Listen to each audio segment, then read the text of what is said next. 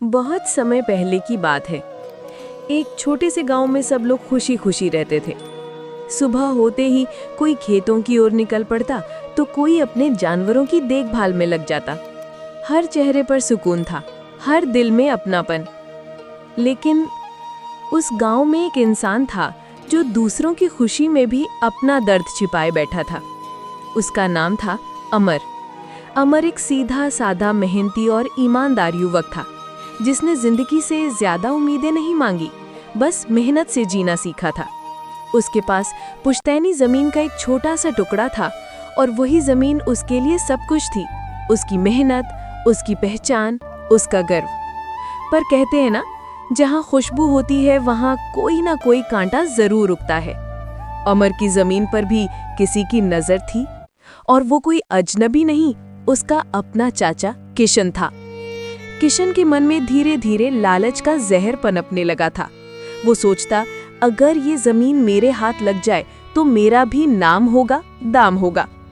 उसे क्या पता था, अमर के लिए वो जमीन सिर्फ मिट्टी नहीं, माँ की ममता जैसी थी।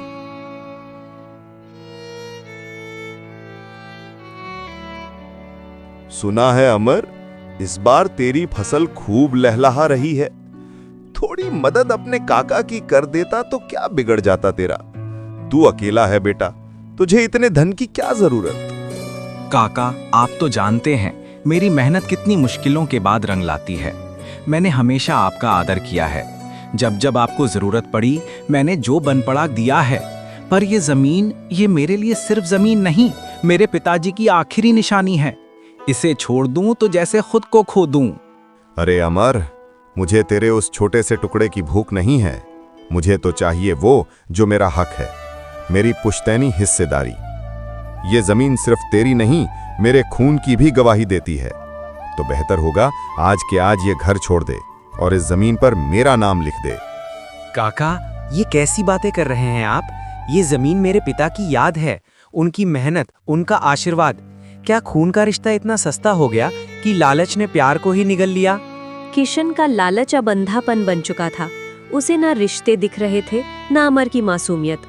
और जब इंसान लालच में डूब जाता है तो अच्छाई की हर किरण उसे दुश्मन लगने लगती है। इसी अंधेपन में उसने गांव के सबसे निर्दयी जमींदार दुर्जन सिंह से हाथ मिला लिया। अमर को क्या पता था कि उसकी जमीन पर नहीं, उसकी किस्मत पर वार होने वाला है।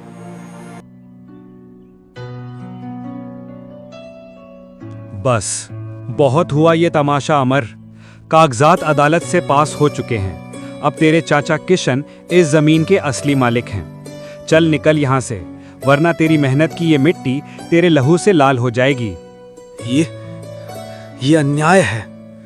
जिस जमीन पर मैंने अपनी जवानी झोंक दी, जहां मेरे माता पिता की यादें बसती हैं, आज वही मुझसे छिन रही है। काका, आपने ये कैसे कर दिया? ऐसा क्यों किया काका? ऐसा क्यों किया? अरे अमर, इतनी भी क्या चिंता करता है? तू तो बड़ा मेहनती है ना। जा, कहीं और जाकर अपनी 2 वक्त की रोटी कमा ले। ये जमीन अब तेरे बस की नहीं। जा, और हां, पीछे मुड़कर देखने की जरूरत नहीं, क्योंकि अब ये आंगन, ये खेत तेरा नहीं रहा बेटा।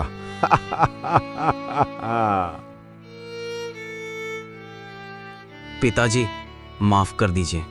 मैं आपकी निशानी नहीं बचा पाया। ये मिट्टी जिसमें आपने अपना पसीना मिलाया था पापा, आज वो किसी और की हो गई। अब इस दुनिया में मेरा कोई नहीं रहा, बस मेरी मेहनत ही मेरा सहारा है। मैं जाऊंगा, शहर जाऊंगा और अपनी किस्मत अपनी मेहनत से खुद लिखूंगा। कभी कभी सफर सिर्फ पैरों का नहीं होता, वो दिल के जख्मों से होकर भी गुजरता है। अमर के कदम थक चुके थे, पर उसकी हिम्मत अभी जिंदा थी।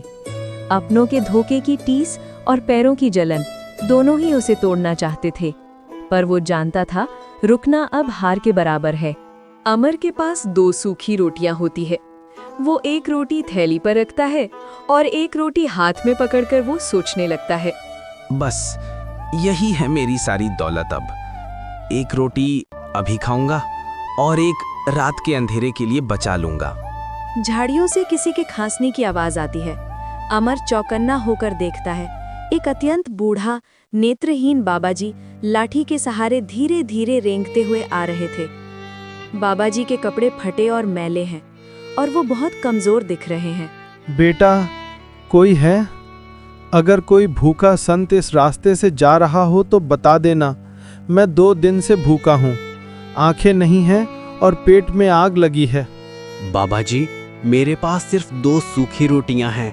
मैंने सोचा था कि एक अभी खाऊंगा और एक रात को, पर अमर बिना कुछ सोचे दोनों रोटियां एक साथ बाबाजी की तरफ बढ़ा देता है।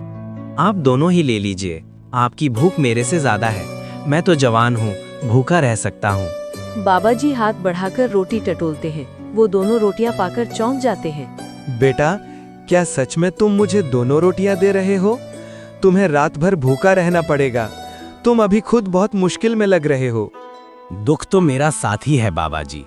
आज अगर मैंने एक भूखे की सेवा नहीं की तो मेरी मेहनत भी बेकार है। आप खाइए, भगवान ने चाहा तो शाम तक मुझे भी कुछ मिल जाएगा।